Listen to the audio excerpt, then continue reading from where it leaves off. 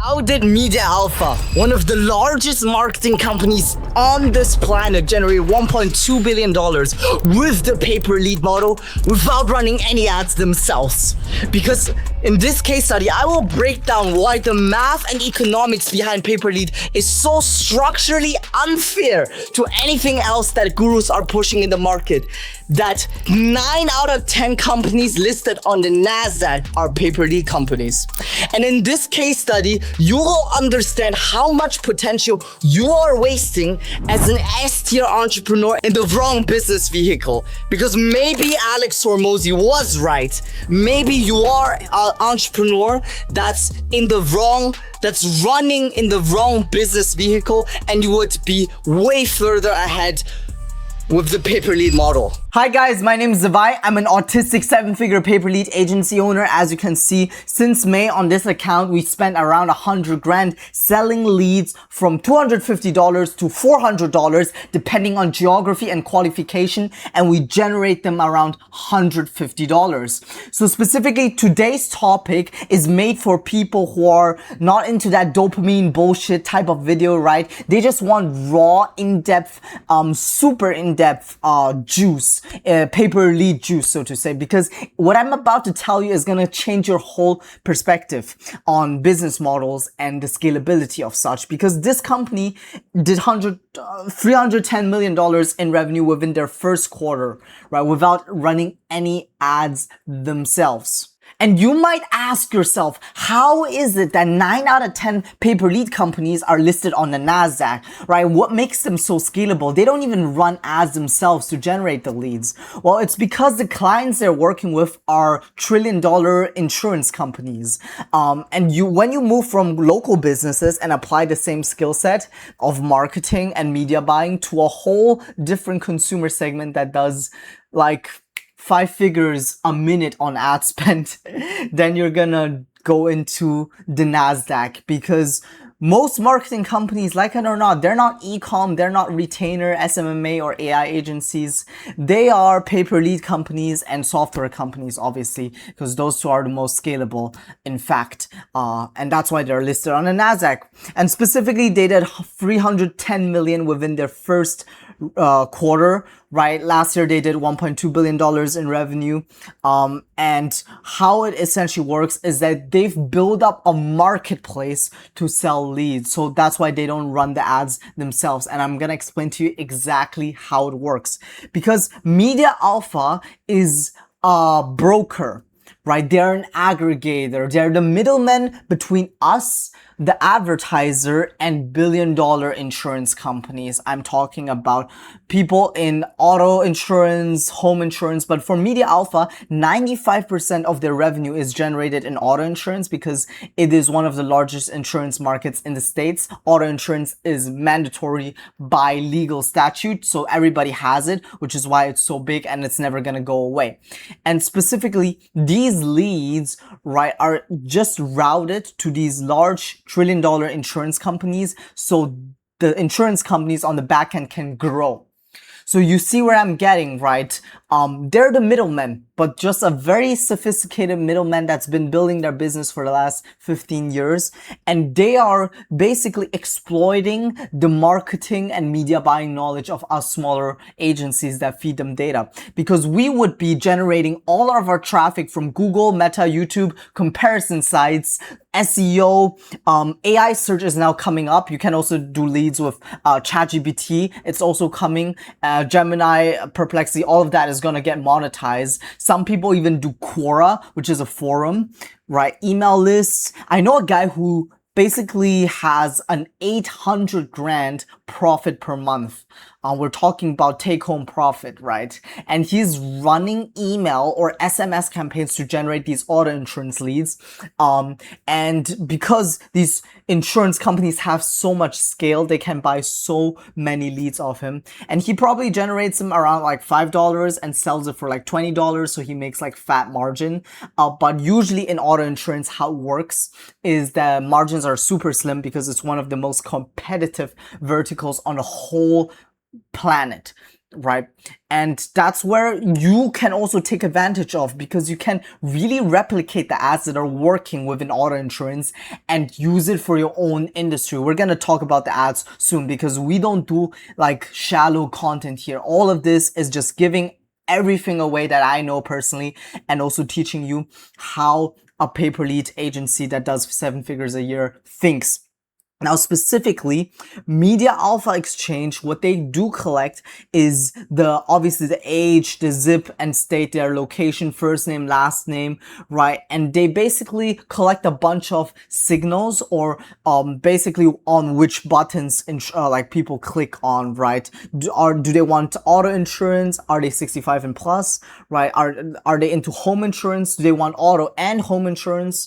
So they basically collect all of this data, and based on what the consumer wants or needs, they send them to auto carriers, home carriers, health plans, Medicare, and life insurance. And in this case, 95% is getting sent to auto insurance, which is where they're making bread.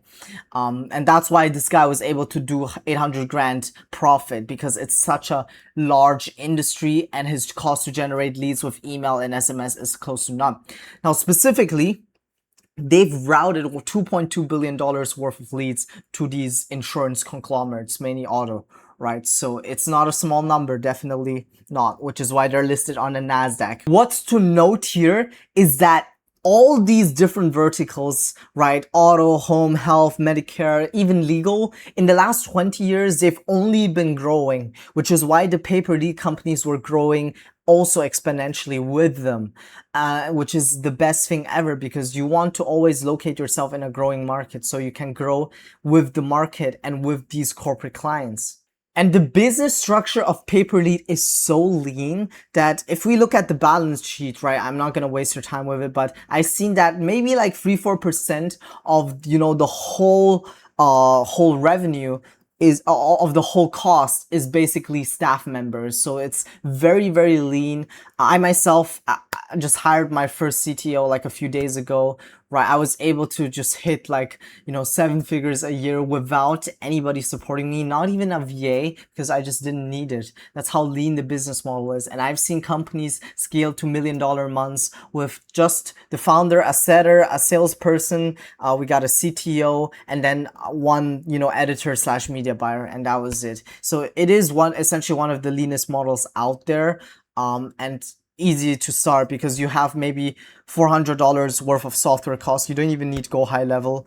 And if you want to have a more in-depth look, feel free to join my Skool community, where I'm building a course specifically on the tech stack and everything. What's really interesting about how this whole machine works is not only that they're sending leads directly to the buyer. It doesn't work like that. That's not how you arbitrage the most juice, right? The most money. So they are doing it the smartest way, where you can arbitrage the most out of pay-per-lead. I've broken down 3 different NASDAQ companies in other case studies, and one of the HomeBuddy, right? A company, pay-per-lead company, also an aggregator in a home improvement vertical. We're talking roofing, bathroom, kitchen remodeling. And what's really crazy about them is they exited their company for $190 million cash, 2 founders, within 3.5 years, right?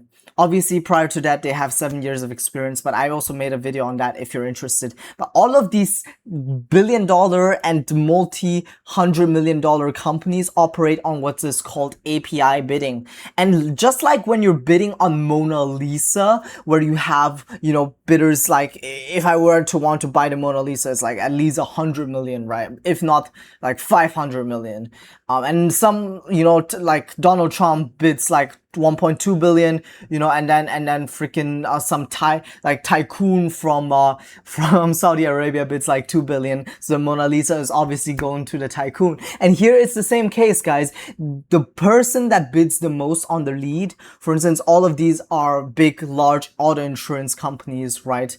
In the States, and specifically they are basically just bidding on these leads, and whoever bids the most gets the lead. In this case, they're not even bidding on leads, they're bidding on clicks, right? So because clicks are just way more scalable, and we're gonna explain to you why that is the case. But stop the video to have a further look on how that works.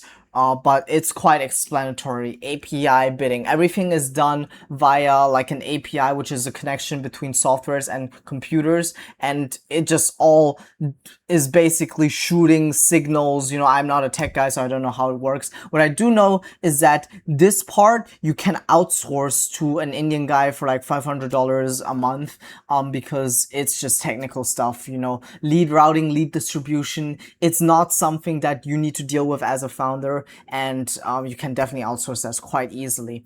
But still pretty important to understand, right? So why is it that clicks is way better at scale for leads? Because when you deliver a lead to a client, you're obviously going to have like 5, sometimes 4% bad leads, spam leads, you know, or duplicate leads. And you need a lot of customer service to deal with these clients. Obviously they've like bought a like bad lead, and in legal verticals, those leads can go up to like $1,000, right? Because the legal lawyers make a lot of from potential customers. They make a lot of revenue into 5 figures. And that's why legal is, alongside insurance, one of the best top verticals to start. If you haven't checked out my vertical video, you should watch it. It's the best on the internet. It's the most in-depth, and I'm not just saying that. Check out the views. And specifically what makes it really, really crazy is that if you scale to like a lot of leads, you need more and more employees, you know, for the customer service aspect. But for clicks, right, there is no return on clicks. Clicks mean that once I like basically send a client onto your website, like for instance Geico, then Geico needs to pay me 0.1 cents or however much they bid on for the click. And that's how these billion-dollar companies essentially operate more cleanly, right? There are no duplicates, no returns. It just clicks, pure clicks, and it just de-risks yourself, because once you've reached that point, how that click is handled, how that consumer view is handled is completely up to Geico, how they convert that consumer. So it's not your responsibility anymore. With leads, you need to produce those leads and make sure that these leads also turn into customers. And with clicks, it's just way more cleaner as well. So let's get back to the PowerPoint presentation that I built with freaking beautiful Claude. I love Claude so much better than ChatGPT. But essentially, what's also important is that there's a compliance aspect to all of this, right? When with paper lead, you need to document the compliance. Specifically, you need to have something in place called trusted forms, which makes like a whole screenshot video of the consumer journey from the moment they went onto this funnel to the moment they clicked on this checkbox when they filled out their phone number to the moment they went on the site. So compliance in both different, you know, clicks and leads are super important, because there are companies out there that are bad actors and their whole job is just to sue you. And one of my friends actually lost like 50 grand last year, specifically because he did not have this TCPA in place, right? This trusted form. So that's super important. Go ahead and always do that. And with leads, right, I can tell you in auto insurance, there are a lot of people that also operate on leads. I would say for Media Alpha, they operate mainly on clicks, but also some leads. I'm not entirely sure how they operate because they're going to keep that proprietary data, right? But what I do know is that auto insurance can be utilized as one of the things you can always refer back on if you want to learn from autistic media buyers, way more autistic than me, right? Like way further down the spectrum, because specifically they are so cracked. It's just insane. Let's check out one of these ads, right? So specifically, they have like a winning ad that got 4,000 likes. A few million people saw that, and it's a $5 million, at least 5 million people viewed it. And it's crazy because it seems so real. Is the best decision we ever made, except for one thing. And I'll get to that part in a second. So specifically here, you can see a split screen. It doesn't look like an ad at all. It looks like the Joe Rogan podcast, which already gives incredible credibility. No pun intended. But he's basically showing that this guy is real. You know, he has a family, and even the profile picture corresponds to the ad, which is absolutely insane. If you look at the comments, you can see that everybody, like all the 300 comments, they're like fooled by how real this video is. They don't know it's an ad. They think it's just some random guy sharing his life story and giving advice on the internet. And people don't hate being sold to. So if you make an ad that nobody thinks is an ad, then you're going to be crushing it in pay-per lead and media buying. And specifically, that's where also, like, if you're really good and like autistically good or media buying, right, you can also learn how to be autistically good. It's not a skill that every marketer should have. Then you will crush it in pay-per-lead, because that has the most leverage aside from the vertical that you're in. Watch my video and the buyers you get. So check this out. It's like crazy. Second, because it almost ruined everything. Yeah. But let me back up. We left Los Angeles in late August, and the change was immediate. We had a 2-bedroom apartment in Silver Lake costing $3,800 a month. Yeah. Now we've got a bigger place, an actual house in Charleston, for a fraction of that. If you want to know exactly how to make this video, join my Skool community, where I actually have in-depth courses coming up teaching you exactly step-by-step how to do it. For now, it's free because I personally want to have more high quality members come in, right? But this is an insane format ad that works in any industry. And yes, it's a bit black hat, so be careful with that.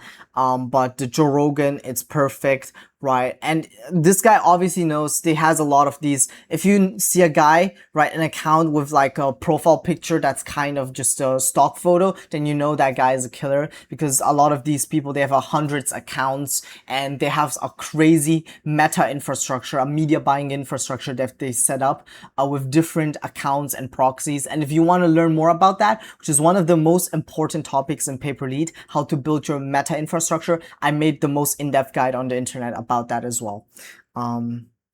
Yeah, groceries are cheaper and gas is sort of cheaper. And this shit is like 5 minutes long, so I'm not going to walk you through it, right? But it is insanely convincing to a point that almost all of the contents are positive. Obviously, he deletes the hate comments, as you should do as well. And he does it with like Asian people, black people. So he knows that, you know, Asian people are more likely to respond to, you know, a guy who's Asian, obviously, and black people are going to respond more to black people. And the most insane ad I've seen this year is probably this, where he is basically, he made an ad about one of his viral ads, and let's see how it looks like. Tonight, a viral podcast clip from a California family who moved to Louisiana is shocking local residents. Rachel Torres has the story. After the clip went viral, I had so many people telling me, don't turn Louisiana into California.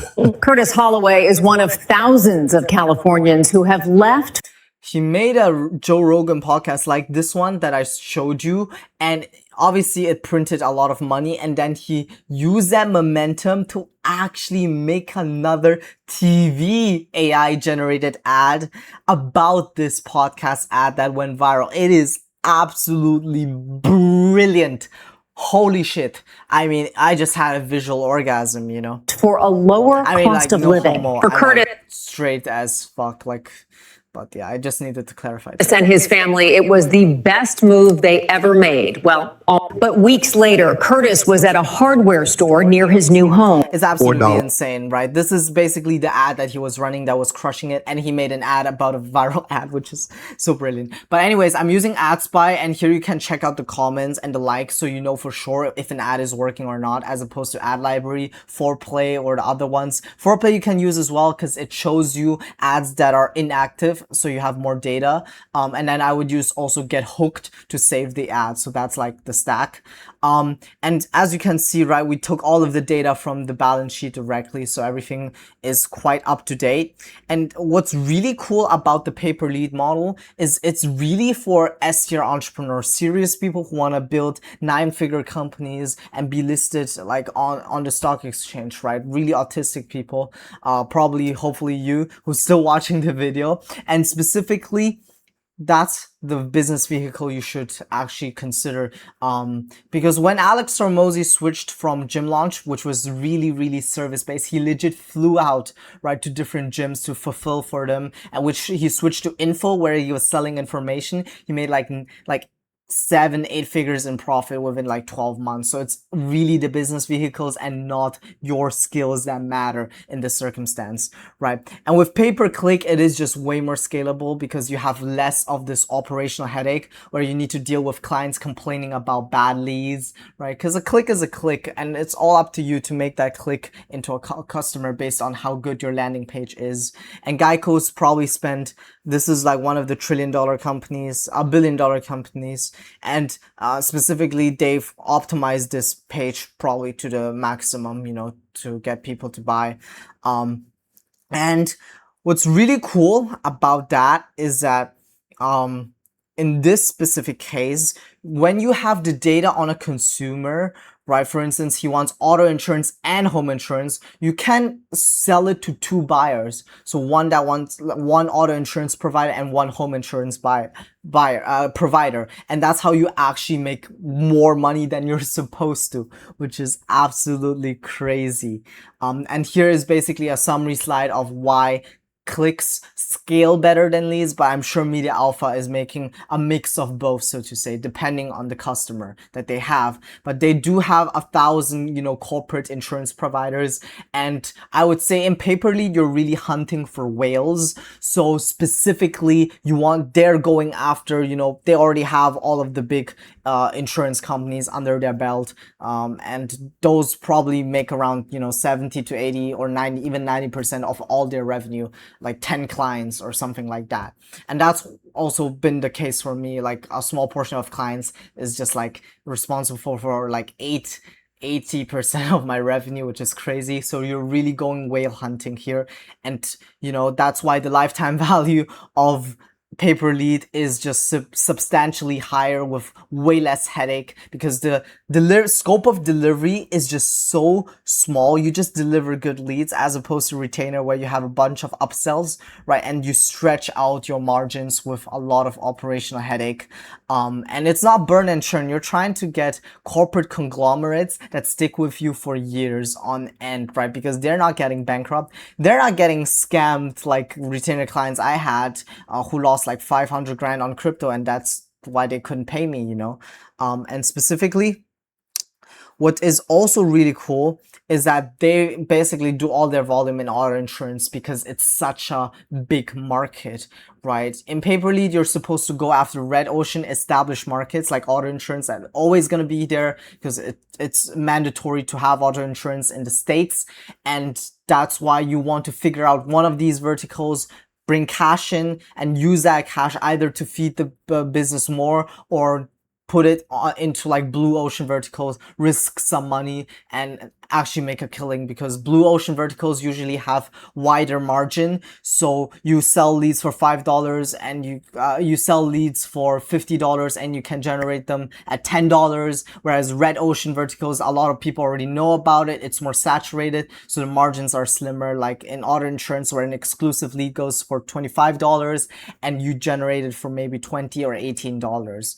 Right.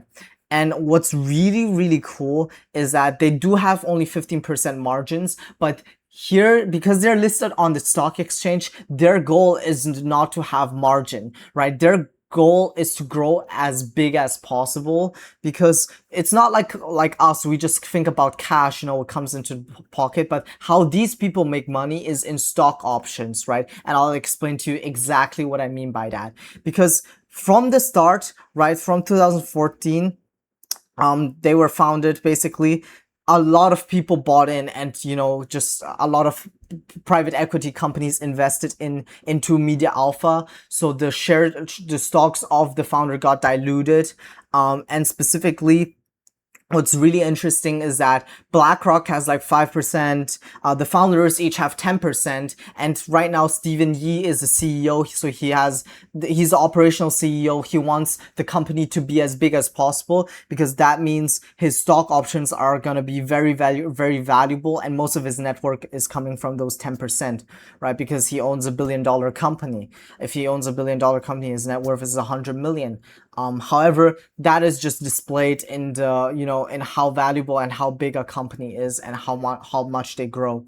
And White Mountains and some other private equity owners, like have a board, a board of directors, because they've obviously invested like millions into the company. So they have like say that it's like, where they basically have a board of, bosses, and Stephen Yee, the CEO, essentially is working with these board of directors, to grow the company. And here in this case, it's aligned because the CEO is actually also the founder. So he has the 10% stock option and wants the company to grow. In many cases, the CEO is not the founder and he just gets bonus performances for 1 quarter based on revenue, and he just like tries to make it as high as possible, which is actually not that beneficial, because the company loses a bunch of money. So it's like very different from our business, but this is essentially how you build legacy, right? We're not talking about like retainer or anything. This is the long-term strategic play that autistic, ambitious ST entrepreneurs should follow after. It's either software or pay-per-lead. Because income makes you comfortable, equity makes you rich, right? That's how HomeBuddy exited for 190 million to Quinn Street, and how both founders retired and never need to work like another day of their life. That's how all the 3 different case studies I made on NASDAQ listed pay-per-lead companies work, and specifically why pay-per-lead is just more scalable and just the correct move as opposed to, service-based businesses. And I really hope this video was helpful. Do consider joining my Skool community. I filter out the spam and stuff like that. And I have one of the biggest Telegram group chats on pay-per-lead. If you want one-on-one support, do feel free to message me on IG as well as Telegram. I'd be very happy to help you on a profit share basis. And I'll see you guys in the next video.